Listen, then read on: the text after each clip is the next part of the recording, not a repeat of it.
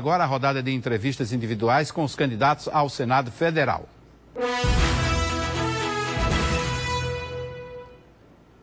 Essa ordem de entrevista foi definida por sorteio na presença dos assessores de cada um dos candidatos.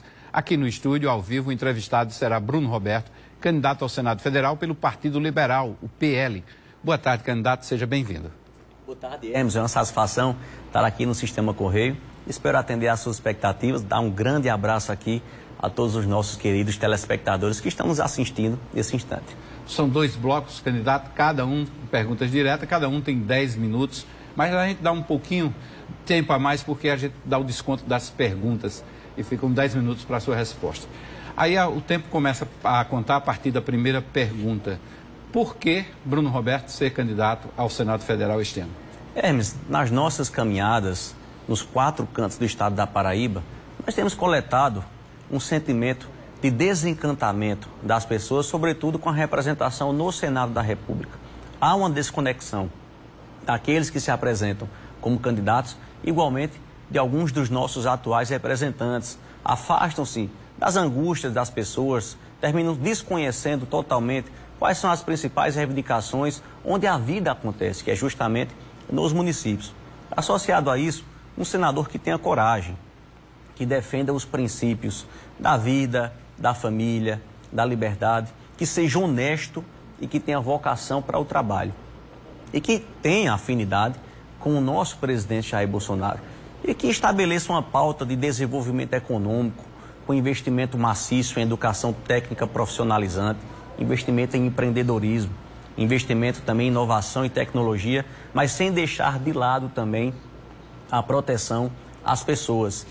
O Auxílio Brasil, e aqui já deixando muito claro, ratificando o meu desejo de, como senador da República, a partir de 2023, alinhado com o presidente Bolsonaro, que já expressou isso de forma bastante transparente, renovar o Auxílio Brasil, que contempla hoje no valor de R$600, mais de 650 mil paraibanos. Então, diante dessa necessidade de termos alguém conectado com o setor empreendedor, do agronegócio, que saiba o quanto é importante o estímulo à micro e pequena empresa, a proteção para quem quer empreender, é que me entusiasma, como um jovem de 35 anos de idade, fazer essa disputa e ter a oportunidade de reeditar o nível da nossa representação no Senado da República. Quais as principais bases de um mandato de Bruno Roberto, caso eleito senador? Hermes, eu me pauto muito pela questão do desenvolvimento econômico. E aí, tratando isso de forma mais macro, nós temos aí o fortalecimento da proteção social através da manutenção do Auxílio Brasil. Nós não podemos deixar de proteger as pessoas, sobretudo os mais vulneráveis. E a pauta de desenvolvimento, ela é universal. Geração de emprego e renda para as pessoas através de um grande processo de industrialização, de atração de novas empresas, de grandes investimentos aqui para a Paraíba, uma política financeira de impacto. Você, assim como eu, é entusiasta dos bancos de desenvolvimento, fazendo menção direta aqui à importância do Banco do Nordeste no financiamento de grandes projetos de infraestrutura, como é o caso das energias renováveis hoje que recheiam o interior do estado da Paraíba, para que a gente possa discutir essas pautas de atração de investimento, geração de emprego e renda, proteção às pessoas através da manutenção do Auxílio Brasil, investimento em inovação, tecnologia, diminuição de carga tributária. Eu já afirmei um compromisso aqui, alinhado com uma das propostas do ministro Paulo Guedes, de exterminar o imposto sobre produtos industrializados para garantir maior competitividade e produtividade para as nossas indústrias. Associado, obviamente, à defesa de investimentos em infraestrutura, nas nossas rodovias, para melhorar a nossa logística aeroportuária, para despertar também a questão do turismo. É muita coisa, resumindo-se justamente a questão do desenvolvimento econômico. O senhor falou aí na questão dos impostos, está praticamente engavetado lá no Congresso Nacional o projeto que trata de reforma tributária. Qual é a sua visão dessa proposta? Caso eleito, o que é que o senhor levaria de ideias para colocar essa reforma tributária na pauta das prioridades do Congresso? A grande tese condutora da reforma tributária deve ser de simplificação e desburocratização, sobretudo nas obrigações acessórias, sem obviamente, gerar qualquer tipo de majoração, de aumento de tributos, de impostos. A simplificação, ela permite com que o empresário foque no que é o core, no que é o essencial, que é justamente administrar o seu negócio e dar maior capacidade de reinvestimento, para que se gere novos postos de trabalho e possa acomodar o jovem que sai da universidade, que sai do seu ensino técnico profissionalizante, mas respeitando sempre critérios de justiça fiscal e capacidade contributiva. Nós temos uma pauta muito importante e muito bacana, que é justamente a questão de um reembolso fiscal sobre a renda.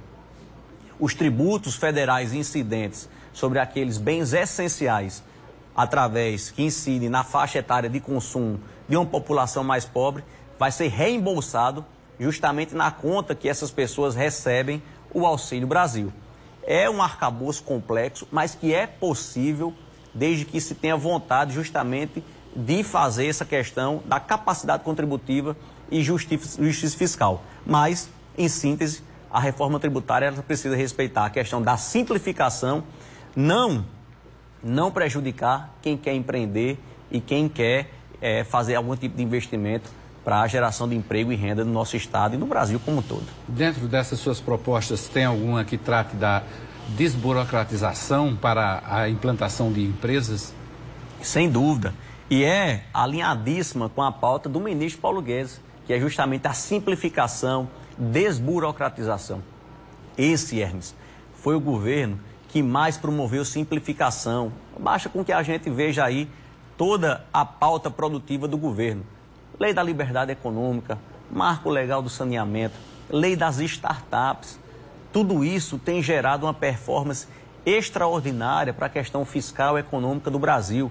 O nosso PIB em 2021, que mede ali a produção de riqueza, produção de bens e prestação de serviços, que é composto por 35% da geração de riqueza das empresas, das pessoas jurídicas, e 65% das pessoas físicas, cresceu somente em 2021 aproximadamente 4,5%. Nós estamos no rumo certo. E aí cabe justamente promover essa reflexão às pessoas. O que vocês têm a perder na eventualidade de uma ascensão de um governo de esquerda? A manutenção de todas as transformações promovidas pelo presidente Bolsonaro é essencial. Nós estamos retomando o ritmo de cruzeiro. Superamos um dos tempos mais difíceis, que foi justamente a questão da Covid-19, que registramos. Houve a universalização da vacina, proteção de mais de 65 milhões de pessoas através do auxílio emergencial, manutenção de 10 milhões de empregos através do programa de compartilhamento da folha de pagamento, manutenção de aproximadamente 500 mil micro e pequenas empresas através das linhas de crédito do Pronamp. E agora, a renda do brasileiro começa a ser reincrementada. Há um processo de deflação, de barateamento do custo de vida das pessoas. Nós vimos aí o presidente numa cruzada para tentar diminuir o preço dos combustíveis. De outra ordem, os governadores de esquerda lutando para a manutenção da alíquota de ICMS de aproximadamente 27%, insensíveis à carestia de vida da população brasileira. Geração de emprego. Nos últimos meses tem batido uma média de aproximadamente 250 mil empregos gerados. Então nós estamos no caminho certo. Não há margem, Hermes, para tomarmos decisões equivocadas, sob pena de vermos um retrocesso sendo instalado, políticas que só disseminam miséria e pobreza. É imprescindível para a manutenção de todos esses índices macroeconômicos de desenvolvimento, de geração de emprego, de renda, de restabelecimento do potencial de compra das pessoas, a manutenção do mandato do presidente Bolsonaro. Quem defende o fim do teto de gastos no setor público acha que o país é capaz de manter as contas equilibradas. Quem defende a manutenção de gastos acha que só ele pode manter essas contas. Qual a sua posição em relação a esse tema? Quem defende o fim da política do teto de gastos é justamente quem defende investimentos em políticas ineficientes. O equilíbrio fiscal é essencial para a atração de investimentos, para que a gente exija da gestão federal aprimoramento nos seus processos de compliance, de governança, combate à corrupção. Os recursos são tão escassos, Hermes, não dá margem para equívocos. O combate à corrupção tem sido uma grande premissa do governo Bolsonaro. As pessoas precisam reavivar o passado. Vejam quantos escândalos de corrupção foram promovidos pelas políticas elaboradas de governo de esquerda. Os índices econômicos e sociais do Nordeste são péssimos. Os estados do Nordeste são majoritariamente administrados por governos de esquerda.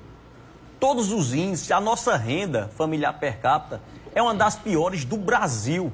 A renda do nordestino fica ali aproximadamente R$ 850, quando a média nacional é de R$ 1.200, R$ 1.300. Isso precisa ser superado e somos capazes disso. E é possível nós mantermos um governo com equilíbrio fiscal, que não deixe de resguardar o direito das pessoas de ter acesso a uma educação pública de qualidade, a uma saúde pública, a segurança hídrica, a investimentos de infraestrutura, a proteção dos nossos empreendedores, sejam eles grandes empresários, micro e pequenos empreendedores. Então é esse o confronto que nós temos que fazer. Ok, a gente vai fazer mais outra pausa aqui no debate